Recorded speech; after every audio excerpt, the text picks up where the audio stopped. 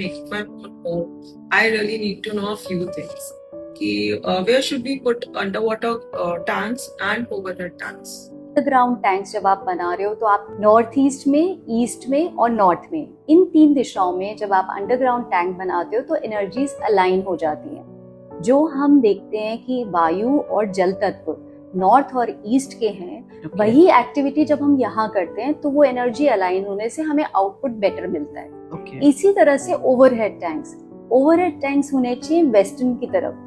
बहुत लोगों को ये मिथ है कि साउथ वेस्ट में होने चाहिए overhead tanks, but I will always suggest कि आप वेस्ट में लें, ज्यादा अच्छा रहेगा, क्योंकि साउथ वेस्ट में टैंक लेने से डायबिटीज को आप इनवाइट करते हैं। ओके, मींस कि directions would affect your health also. Yes, जैसे अगर मैथ्स का एग्जाम है तो मैथ्स ही पढ़ के जानी होगी, चाहे आप साइंस के कितने भी ब्राइट स्टूडेंट हो, लेकिन आप मैथ्स के पेपर में आप साइंस को नहीं अटेम्प्ट करोगे। इसी तरह से बिल्कुल सेम लॉजिकल वे में वास्तु वर्क करता है कि जो एनर्जी जिस दिशा की है, वही एक्टिविटी जब उस दिशा में होगी तो उसका रिजल्ट मल्टीफोल्ड होके हमें मिलेगा। इस चीज से मुझे एक क्वेश्चन आया है अनुपमा, कि जिनके घर नॉर्थ ईस्ट नहीं है, अब ऐसा तो नहीं है कि सारे घर ही नॉर्थ ईस्ट हैं, कुछ साउथ फेसिंग भी होंगे, कुछ वेस्ट फेसिंग भी होंगे, तो उनके लिए वास्तु और डायरेक्शंस कैसे आप वो करते हो, सजेस्ट करते हो?